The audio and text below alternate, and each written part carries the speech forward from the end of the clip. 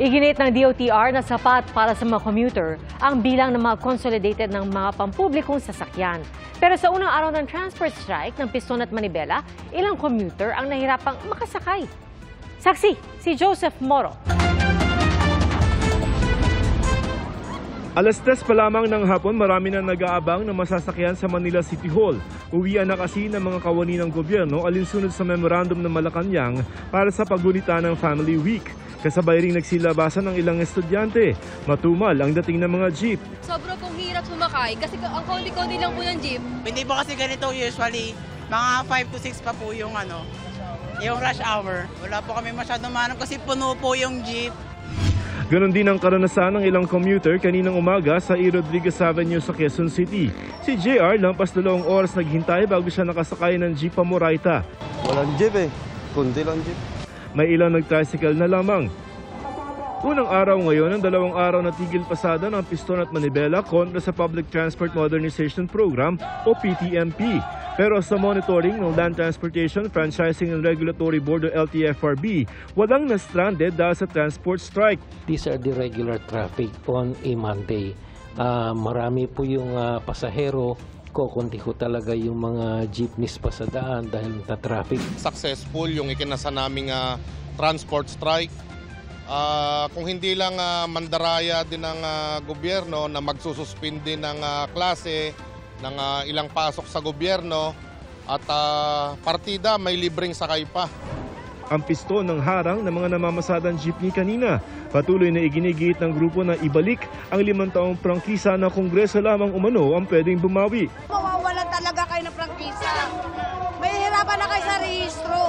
Para din po yun sa kabuhayan po nila para po maanoan po namin yung 5 taong prangkisa. Pero wala ng preno ang programa ayon sa Department of Transportation o DOTR. The call of Piston and Manibela to scrap the program is non-negotiable. These two groups cannot be allowed to derail the program. Dagdag nito, sapat na sa mga commuter ang 83% ng mga pampublikong sasakyan na nag-consolidate.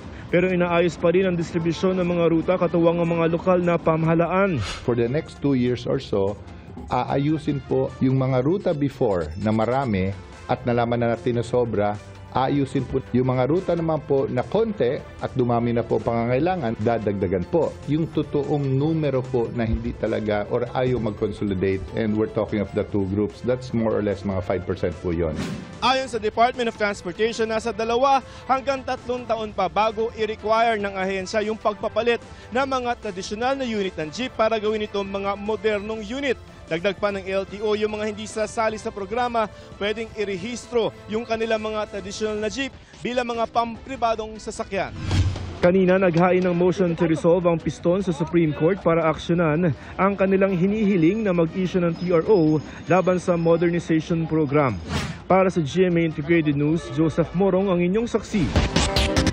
Hindi sumipot si Vice President Sara Duterte sa pagtalakay sa 2025 budget ng Office of the Vice President sa plenaryo ng Kamara. Ang budget naman ng Office of the President pasado na sa Senate Finance Committee. Saksi, si Mav Gonzalez. Walang mga tanong at wala pang 10 minuto, lusot na sa Senate Finance Committee ang hinihinging 10.5 billion peso budget ng Office of the President para sa 2025. Bahagyayang mas mababa kumpara sa budget ng opisina ng 2024. Despite the reduction in the budget being proposed, rest assured, Your Honors, that the same will not affect the delivery of services of the President to our people. Tuloy pa rin daw ang mga biyahe ng Pangulo sa ibang bansa para tanggapin ang imbitasyon ng foreign leaders at magsagawa ng diplomatic initiatives. Sumalang din sa budget hearing ang Office of the Ombudsman. 5.8 billion pesos ang inilaan na pondo rito sa ilalim ng NEP kasama ang 51.468 million para sa confidential funds. Of course, Your Honor, we need the 51 million. But as I said, there are other investigating agencies who need this money more than us. If you can give us the same amount that you gave us last year for 2024, the 1 million, that would be very sufficient for us, Your Honor. So, you were able to utilize the 1 million last year? Yes, Your Honor. Pero humingi ang ombudsman ng dagdag na 975 million pesos para sa pag-hire ng mahigit 60 abogado pandagdag sa kanilang manpower. The Office of the Ombudsman would like to address now the issue of inordinate delay in the investigation of cases. Lusot na sa komite ang budget ng Office of the Ombudsman pero pag-uusapan pa sa plenaryo kung maibibigay ang hinihingi nitong dagdag na 900 million pesos. Sa plenaryo ng Kamara, inusisa ng Makabayan Bloc ang panukalang budget para sa Intelligence Fund ng National Security Council o NSC at National Intelligence Coordinating Agency o NICA. Sa kasalukuyang budget kasi, 10 milyong pisong mas malaki ang inilaan ng NSC para sa intel gathering ng NTF-ELCAC kaysa sa intel work para sa West Philippine Sea. 60 million, di ba? Tapos 50 million lang yun sa WPS. Yes po, because that is a recent development that arose only, not unlike the other class expense that was long time concern of the agency. Hindi rin suportado ng Makabayan Bloc ang 640 million pesos na Intel Fund ng NICA. Nakapaloob daw kasi rito ang 14.8 million pesos na pondo para sa NTF-ELCAC na nagagamit umano sa red tagging. May mga ebidensya umano ang Kabataan Party List, pero pinaninindigan ng NICA at NTF-ELCAC na hindi sila nanre-red tag. Na napakalinaw na nagsisinungaling po sila sa atin, Mr. Speaker. Mr. Speaker, distinguished sponsor, we have said a while ago that we have not been practicing the unquote red tagging, close quote. Sa huli ay nakalusot din sa plenaryo ang mga panukalang budget ng NSC at NICA para sa 2025. Nang sumalang naman ang 895 million proposed budget ng Presidential Advisor on Peace, Reconciliation and Unity, hiningi ng Makabayan Bloc ang commitment ng ahensya sa pagpapatuloy ng usapang pangkapayapaan sa pagitan ng gobyerno at ng CPP-NDF. So sinasabi niyo po ba, bago matapos ang administrasyon na ito ay magkakaroon na ng peace talks with the NDFP? That is the goal, Mr. Speaker. Ngayon din dapat isasalang ang budget ng Office of the Vice President pero no-show pa rin si Vice President Sara Duterte. Sa isang sulat kay Lanao del Sur Representative Zia Adyong noong September 11, sinabi ng bise na ipinauubayan na niya ang deliberasyon ng proposed 2025 budget ng kanyang opisina sa plenaryo ng Kamara. Ayon kay House Minority Leader Marcelino Libanan, nagpadala ng representative ang staff ng bise pero wala raw itong ipinakitang written authorization at written explanation. Kung hindi na aamyendahan, nakatakdang ipagtibay ang rekomendasyon ng Committee on Appropriations na tapyasan ng mahigit kalahati ang hinihinging budget ng OVP. Para sa GMA Integrated News, ako si Mav Gonzalez, ang inyong saksi.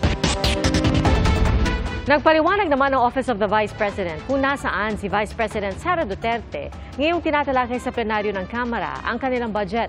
Ay sa OVP, nagpunta ang Vice Presidente sa Vinsons at Dait sa Camarines Norte at Legazpi City sa Albay para makausap ang mga tao tungkol sa lagay ng bansa. Magkukumpirma raw ang aktibidad ng Vice Presidente sa pamamagitan ng social media posts ng mga taga-roon. Stairway to Heaven feels ang isang pasyalan sa Ifugao na hindi lang maganda ang tanawin, makasaysayan pa. Mistulang obra naman sa ganda ang isang talon sa Ilocos Sur. Ating saksihan. Straight out of a fairy tale ang isang pasyalan sa Ilocos Sur. Aakalain mong nasa loob ka ng painting dahil sa malaparaisong ganda ng Auasan Falls sa bayan ng Sigay. May taas itong 120 meters kaya tinaguriang pinakamataas na talon sa Region 1. Idagdag mo pa sa nakakaakit nitong ganda ang rock formations sa ibaba ng talon. Challenging man dahil sa matarik na daanan dito, sulit naman ang pagod mo sa ganda ng tanawin. Punta naman tayo sa Bintar, Ilocos Norte. May isang pasyalan dito na tila kailangan mo munang dumaan sa butas ng karayom bago mag-enjoy.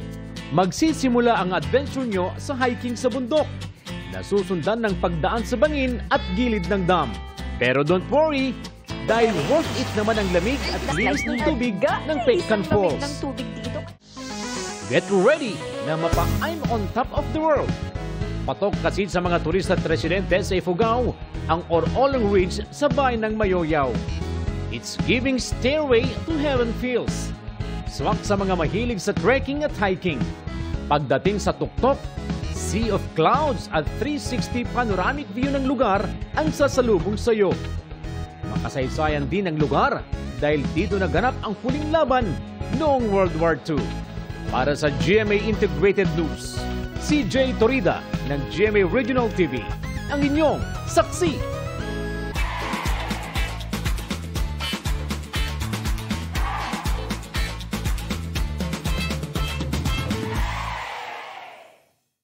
Mga kapuso, sama-sama tayong maging saksi.